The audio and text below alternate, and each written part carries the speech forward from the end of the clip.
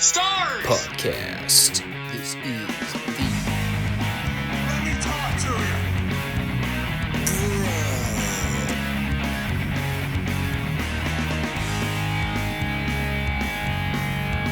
This is such good shit.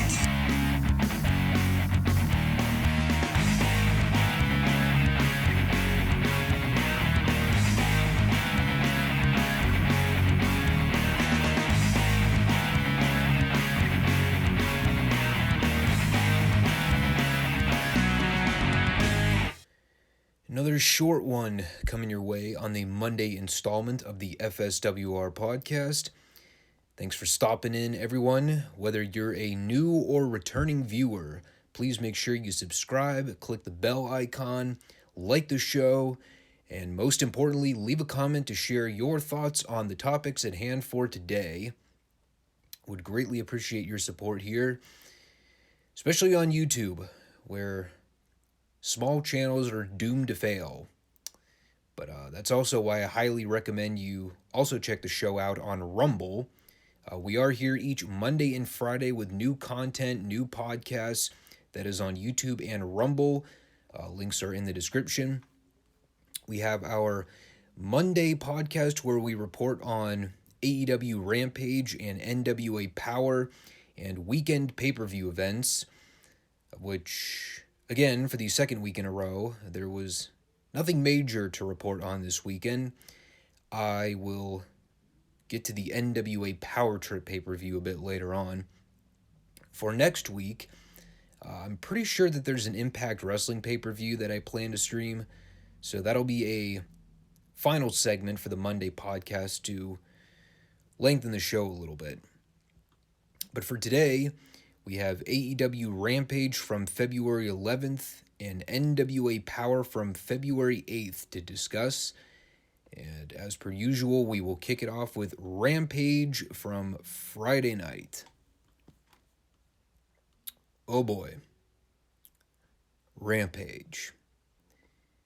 What can you even say about Rampage at this point? Well, it is certainly a show that exists. Honestly, you could probably make a t-shirt with that exact quote and it would not be entirely inaccurate. Not sure how much it would sell, but who knows? Maybe you'd get a few takers. It's funny though, because, most AEW marks would immediately equate that to being a negative connotation when it comes to talking about Rampage. Not really. Truthfully, pragmatically, that is what AEW Rampage has been for, well, certainly for the entirety of 2022 so far. I mean, I think if you're still on the bandwagon that Rampage is must-see television every Friday night, you either have your head shoved up the anus of AEW so far you can't see the light, or you're probably watching the show on LSD or something. I don't know, man. I could sit here and reiterate all the ways that AEW could make Rampage must-see TV every week, but God, I've been over that so many times now. It's like, why even bother? They've pretty much stuck with the formula, and they're running with it for the foreseeable future.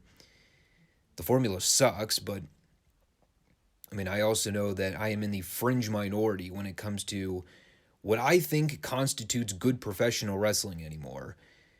I'm not a moves mark like most people are nowadays, and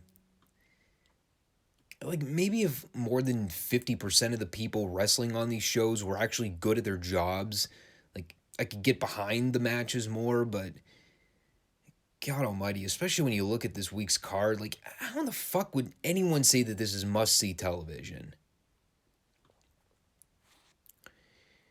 First match was the Beta Bucks Roppongi Vice tag match that apparently was supposed to take place 2 weeks ago, but I guess Rocky tested positive for COVID or something. And I'll get this out of the way first. This is no secret by now if you've watched this podcast before. I hate the Beta Bucks matches. There's zero logic or believability with anything they do in the ring from a psychology standpoint. It's all choreographed trampoline stunts that, honestly, I used to do with my neighbors when I was like 7 or 8 years old. Well, the only difference being this is being broadcast to a national cable audience, and we're supposed to take it seriously. That all said, I can at least acknowledge the fact that if I turn my brain off when I'm watching their stuff, if I can erase all form of logic and coherency with everything the Bucks do in their matches, I can at least see why people get such a hard-on for these morons. Like, I watched bits and pieces of the match while I was performing some early morning tasks, one of which involved brewing my coffee, and looking back, I think I was more invested in brewing my coffee than I was actually watching Matt and Nick do flips. So, okay. Real talk for a minute here, though. I am going to try my best to not make this sound sarcastic, because I actually am somewhat curious about this. I don't know why, but I am. I'm not all that familiar with Danhausen. I've heard the name get plugged occasionally, but I've never actually watched any of his material. But is his gimmick really that he does cameo appearances and that's it? Because that's all I've seen him do in AEW. He just shows up on screen for like 3 seconds. He does some kind of goofy Dracula pose, and then he just walks away. Like, I'm not even going to get hung up on the question of why he's even affiliated with the Best Friends. I mean, honestly, it makes perfect sense to me. It's a lame comedy circus clown posse as it is, so, I mean, wouldn't Danhausen make perfect sense to be part of the crew? Like, I mean, God forbid they actually have him work a TV match, I know. God help us. But, like, I don't even know anymore. I give up. You got 78 other guys on your roster that you could feasibly give screen time to, but can't make room for any of them. But they can sure as fuck make room for Danhausen to do stupid cameo appearances. And again, you wonder why I keep saying this company is never going to reach people beyond their niche audience. So if you care, the Bucks won. And then Jay White showed up afterwards and laid out Trent. Apparently they're going to wrestle next week on Rampage. Big whoop. They follow that with Bryan Danielson doing a promo with Tony Schiavone in the back. A whole thing here being centered on whether or not Danielson was bothered by Punk teaming with Jon Moxley on Dynamite. And the only thing I really gathered out of it is that first, Danielson actually said, and I quote here, he wants a long-term relationship with Moxley, and that, quote, Punk was a one-night stand.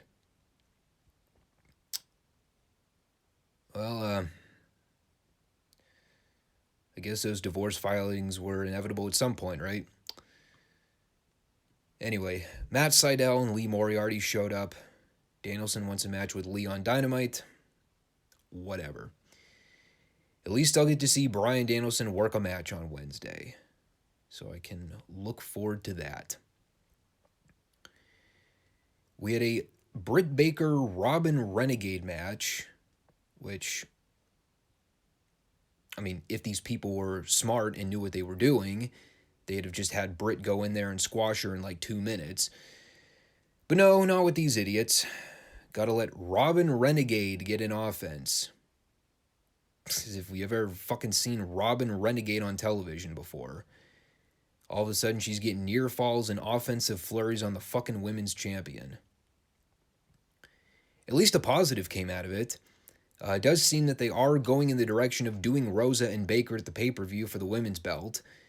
And, I mean, if there's ever a time to put the belt on Rosa, that would be the time to do it. I wouldn't say that I haven't enjoyed Britt's run as the women's champion, because she's been very good on the show with her segments. But I do think she's started to reach a point of diminishing ROI when it comes to her holding on to the belt at this point. Most of her challengers have been lousy to mediocre, kind of starting to feel like they're running out of options with her in terms of like top title contenders in the interim. And like, I mean, Rosa and Britt have had a backstory with each other, so if they do the title switch, it would at least make sense. So I won't hold my breath they actually put the belt on Rosa at Revolution, but it'd kind of be nice to see the title switch at this point. It would also give the women's division a fresh set of matches to do with a babyface champion going up against heel challengers, i.e. Mercedes Martinez, Serena Deeb, etc. So we might actually get some quality women's matches consistently on AEW TV. Now, I will say this. Hook killing a job guy in a 2-minute squash, that is how you fucking do it. And it's perfect with the way it's done on TV. Hook goes in there, gets his shit in, and it's GTFO. He doesn't celebrate, he doesn't dwindle. He goes in, taps a fucker out, and leaves. Love it. My favorite part of the whole match, believe it or not, Blake Lee gets an elbow up in the corner, and he goes for some kind of like springboard leap off the second turnbuckle, and then Hook just backed up and watched Blake splat on the mat.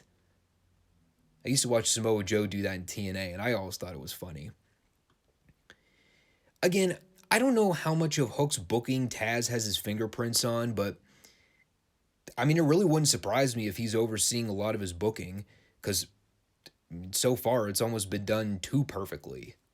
Yeah, knock on wood, I know. I still wouldn't rush to put the guy in any big programs or feuds right now.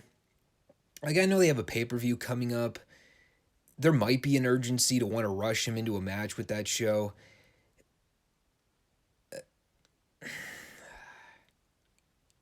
Well, I'll put it this way. If they are going to do it, and if that's going to be the payoff with Hook and QT Marshall, which they have kind of been pushing on the Rampage show lately, if they are going to do that match on that pay-per-view, they need to Goldberg the shit out of that match. 60 seconds at most, Hook kills him, he leaves, and that's the blow-off.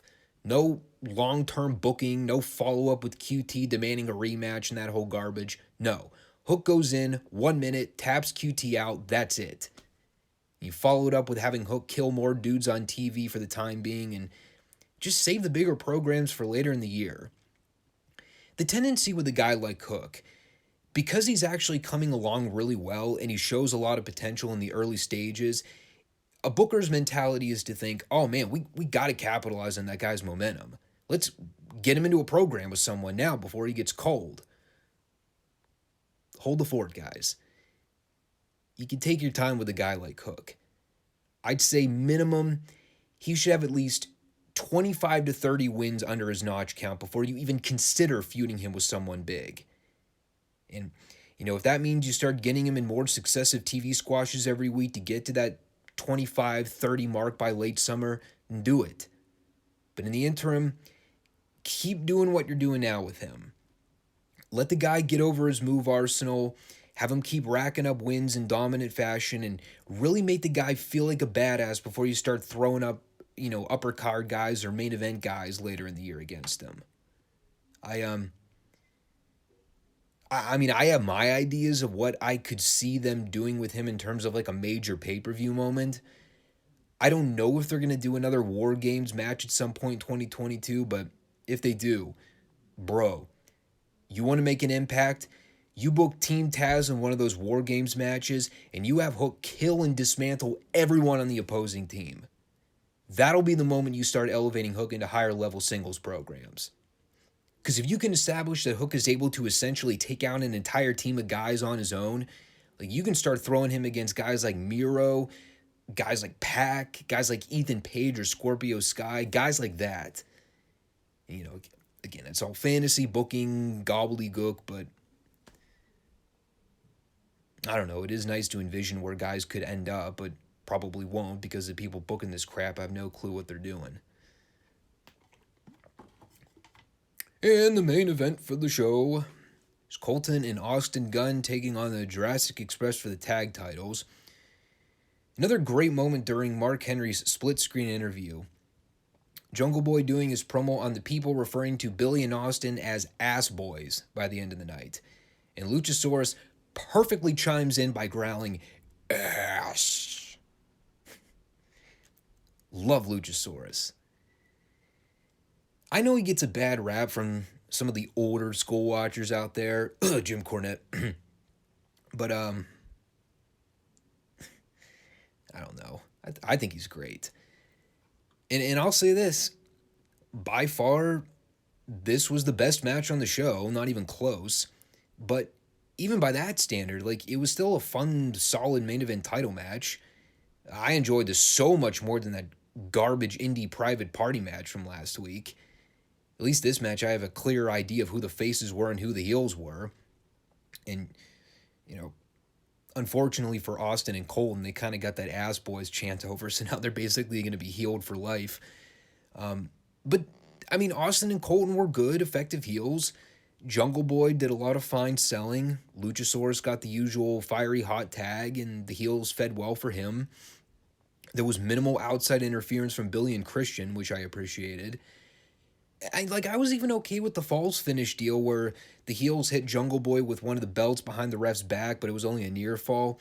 Like, it's an old school tactic, but in the scope of how the match was laid out, I'll at least defend the near fall, because not only did the people actually get somewhat invested into it, but there wasn't such a mass amount of other bullshit going on throughout the match where the belt shot just felt like throwaway garbage. And, the faces retained in the end. I presume this was like a one-and-done blow-off, so they're going to move on to something else, and that's fine. Again, I'll say it again. Say what you want about the Jurassic Express. They're not the most polished team in AEW, but goddamn are they so much more effective tag champs than the Lucha Fucks.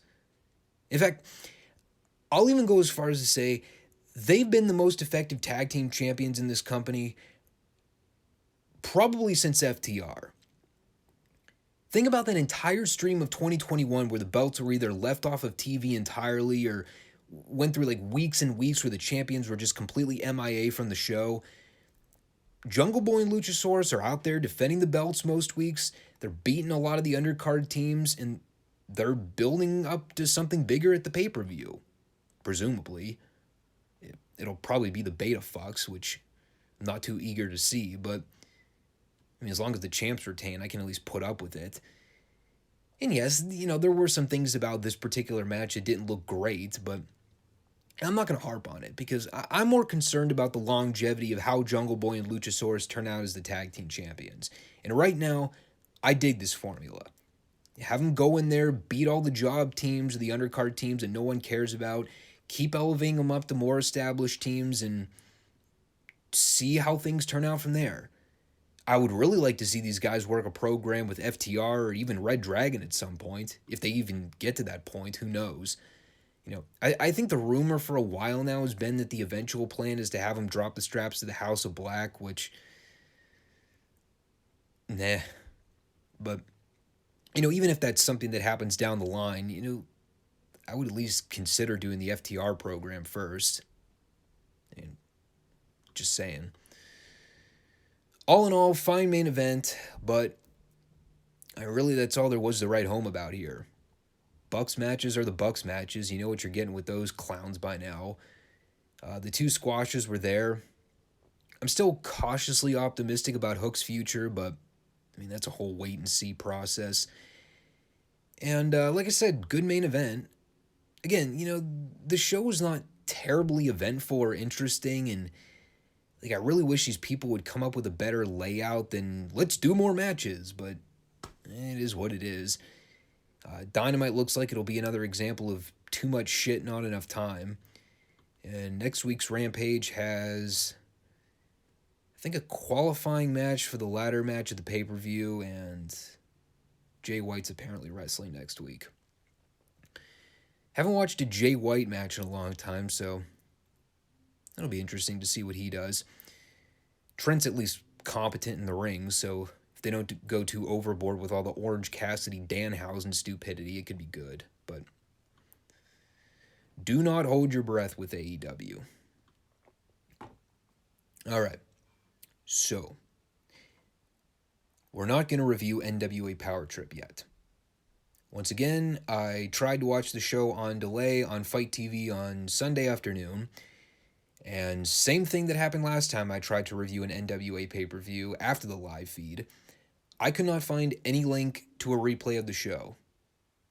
I have no idea what accounts for this, if it's a glitch on my end, if I'm just not doing something right. Keep in mind, I don't stream a lot on Fight TV as it is. I already have the Peacock subscription, which accounts for the WWE content that I review, and the other pay-per-views that I typically stream are AEW pay-per-views, which I usually catch live anyway, so I don't have to worry about the next day catch-up. Problem with the NWA is, they tape a lot of these shows in advance, so sometimes they'll air the pay-per-view live, but there'll be some delay in getting the replay up. I don't know why it only seems to happen with the NWA shows, but it is what it is. So we're going to talk about NWA Powerrr from February 8th, and I think next week I'll just recap the Power Trip show and just skip over next week's Power Edition to avoid spoilers. Usually if I wait an extra week, I can at least find an illegal stream or something, so I have some way of watching it. Hate doing that, but I'd rather talk about the pay-per-view anyway, since it'll be more detailed than a regular Power episode. I'll say right off the bat with this one, they had Medusa at the booth with Velvet Sky and Joe Galli, and God, was it a massive improvement. And think about how bad you must suck at your job as a commentator when Medusa is a breath of fresh air at the booth. For the love of God, keep Austin Idol out of the fucking booth. So we begin the show with Matt Cardona with Kyle Davis, and I had a revelation when this show was over, because I've been sitting here for weeks now and proclaiming that I have zero interest in seeing Matt Cardona win the NWA World's Heavyweight Championship, that I think it's a bad idea, and how I really don't see Cardona in the NWA as a good mesh. I still kind of stand by the latter of that statement, but I will concede that if this is going where I think it's going, I may shift my opinion on the whole Matt Cardona thing. And by the time this particular promo was over, frankly, by the time the show was over, I kind of had a feeling about where it was all going. Again, I have not read any spoilers for the pay-per-view. I know they're out there. But let's just say if Trevor ends up dropping the strap, I wouldn't be all that surprised. Our first match was the beginning of this Team War series, and this is like one of those old TNA TV matches from back in the day where they randomly throw about 12 to 16 guys in the ring, but they only give the match itself like 8 minutes and change, so eliminations are pretty much happening every minute, minute and a half. Homicide got eliminated like a minute in, which I found oddly comedic. It also resembled many of the old TNA tropes of multi-man clusterfuck matches, where I was very confused as to what the rules were for the entirety of the match. So instead I end up just watching a bunch of dudes do flips and random moves, and I have virtually zero investment in anything that's going on. The best example in this match is that they announced this Team War match like a week ago, and the only thing I knew going in is that there are 8 teams of 3 guys. Partners are already established tag teams with an extra guy thrown in. No idea how the extra partners were selected, even though I believe we were told that they were not random. And not only did they not provide a clear idea of what the rules were prior, but when we saw the first guy go over the top rope, they pretty much passingly mentioned it like we were already supposed to know that it was over-the-top elimination going in. This is also one of those series of matches where the entire time it's going on, my biggest question is, why exactly are they doing this on Powerrr? And, not the pay-per-view. So anyway, aside from the fact that I had virtually no idea what was going on the entire time here, here's what I wrote down about the entire match.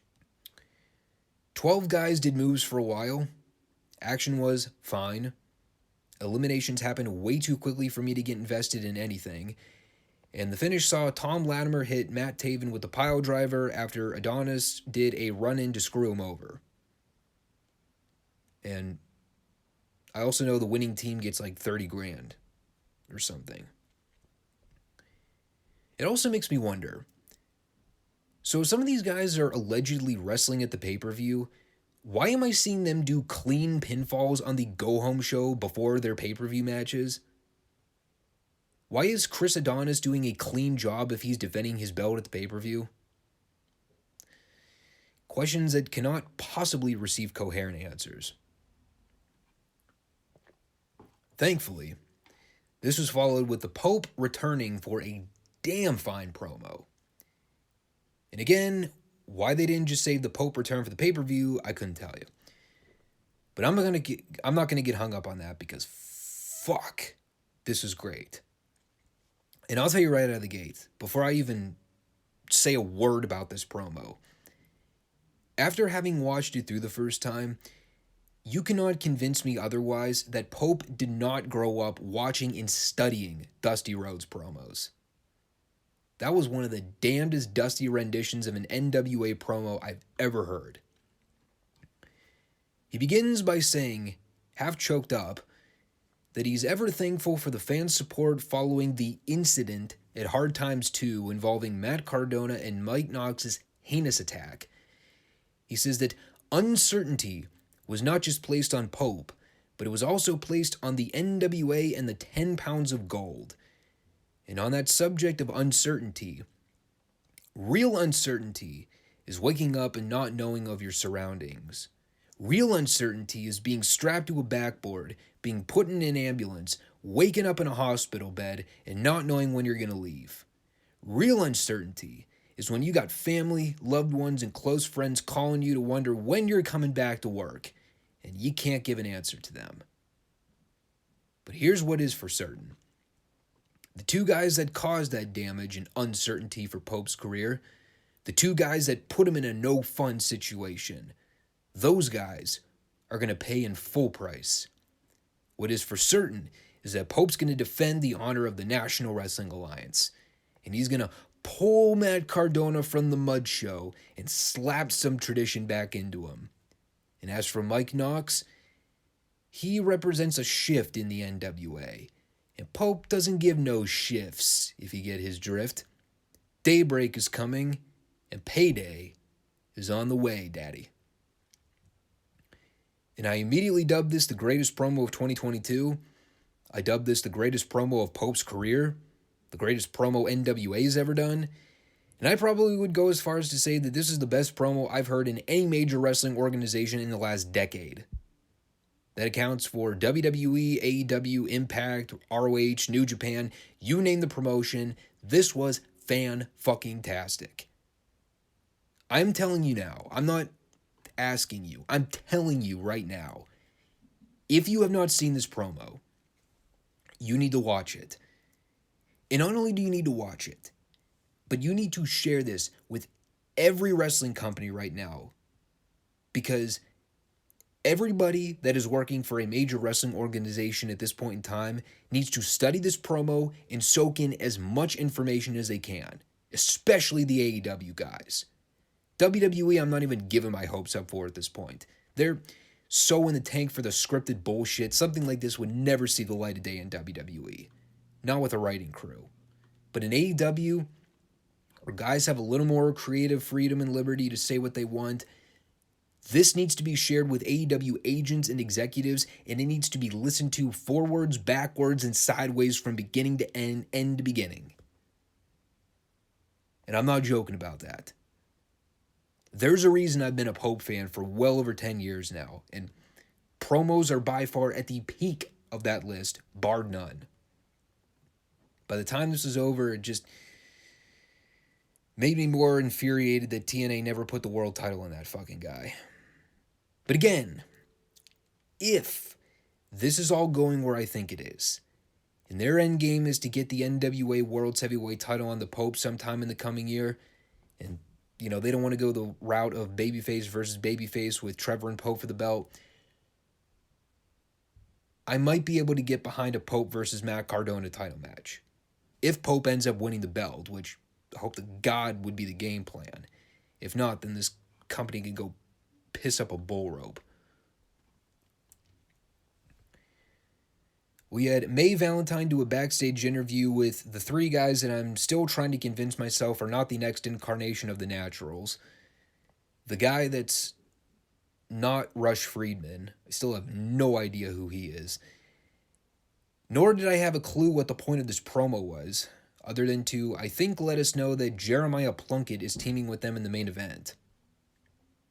Meanwhile, the only thing I took away from it is that there were 4 interchangeable, generic-looking indie guys here doing a promo, and it was not Pope quality. So, I just want to get this straight. The match they've kind of been promoting on TV recently, the match that probably would have made for a solid pay-per-view title match, Camille versus Kiera Hogan, they put this match on the Go Home episode before the pay-per-view. But the women's pay-per-view match that they want me to pay money for is advertised as Camille versus Taryn Terrell. The epitome of turn the channel heat, and a title match that makes zero rational sense, given the fact that I haven't seen Taryn do anything constructive on this program warranting a title match, and, probably most importantly, isn't she a heel? So the title match is going to be heel versus heel for no reason, and Camille's defending her title against someone that hasn't done anything to my recollection that puts her anywhere close to title contention. And they want me to pay money for that. Fuck you, NWA. Now, to be fair, I will say this. If this was the match that would have happened at the pay-per-view, I would have been mildly disappointed. I don't know if it was a botch or not, but the match is going along relatively all right. And then from out of nowhere, Camille puts Kiera in a bear hug. She hits her with a vertical suplex and then pins her. And of course, you watch it in real time. Kiera clearly kicks out at like 3.0000001. So, I don't know. It is entirely possible that they were pressed for time and just wanted to do something quick and concise, but I feel like I see a lot more of these botched ref calls more often than not anymore. Probably because most modern referees are fucking horrible at their jobs, but even so, am I the only one that feels like we see ref counts that happen way too quickly, so they inadvertently end up counting threes when they probably shouldn't be? And again, I understand, sometimes that's not even the referee. Sometimes it's just the wrestler being out of place and not being able to, see the referees counting on the mat. So, it goes both ways, but God. Positioning. Really should practice that more in your matches. Anyway, the main event was the second round of the Team War match. They rang the bell for this match with exactly 13 minutes left of airtime, which meant that eliminations occurred at literally 60-second intervals or less. And again, most of my notes here just consist of guys doing moves. They tried to do a story early on with Tyrus and Kratos playing a can you top this power game with rapid eliminations, but once those guys were thrown out, it went back to the standard formula of get your shit in moves.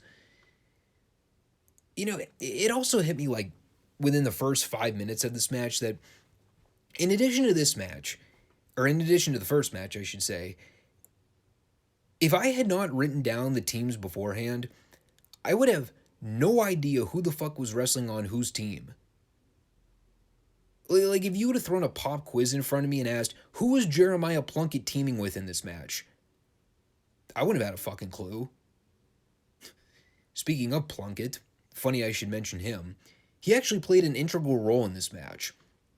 He pulled a McMahon Family Austin Ross segment from years ago where, after getting hit with a move, he laid there in dead man's position on the mat while shit kept going on. And he never budged. Nobody bothered to remove him from the ring.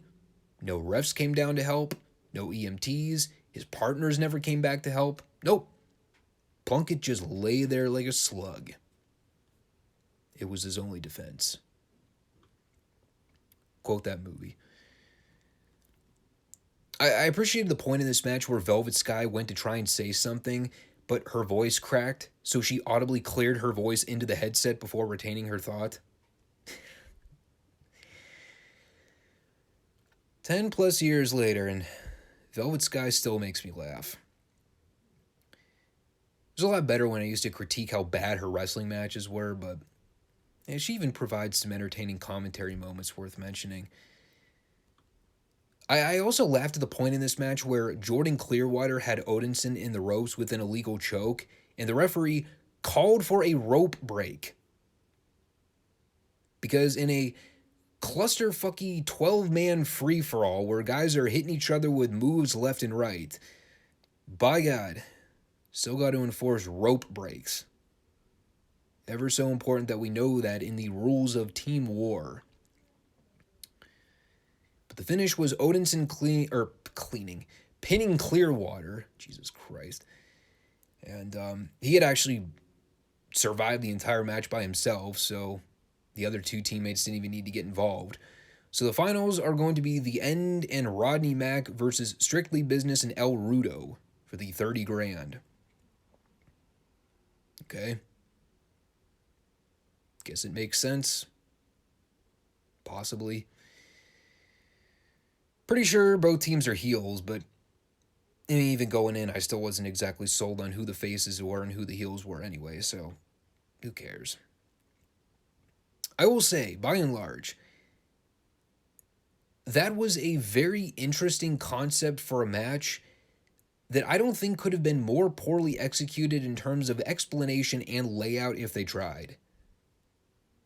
Seriously, going in, the only thing I knew about the match was that there were 8 six-man teams, it was elimination rules, and the winning team gets money. That is all I knew. I did not know who the faces were, who the heels were, how the additional partners were chosen for each team, why said partners were chosen. I didn't know how eliminations occurred until the match was already in progress. And worst of all, neither of the matches were given enough time to make it feel like it mattered anyway.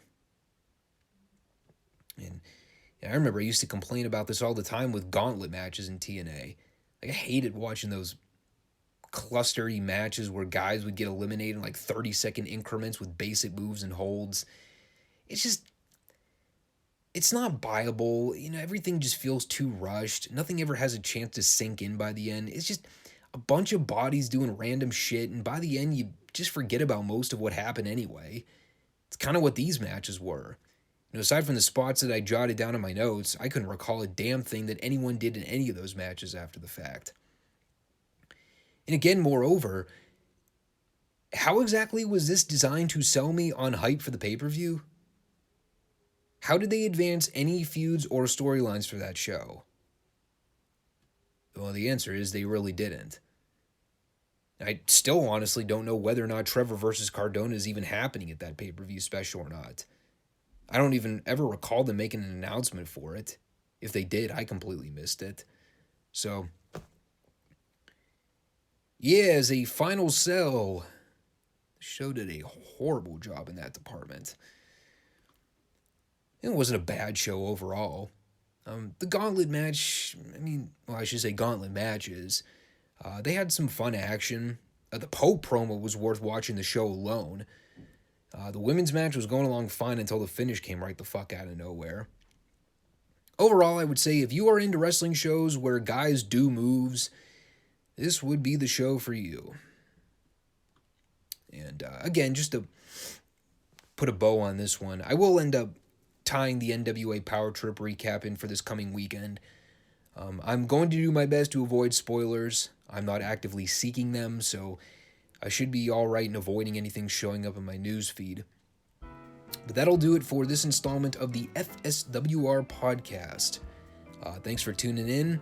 I will be back this coming Friday for the next edition, where we continue our retro review series with NWA World Championship Wrestling from February 15th, 1986.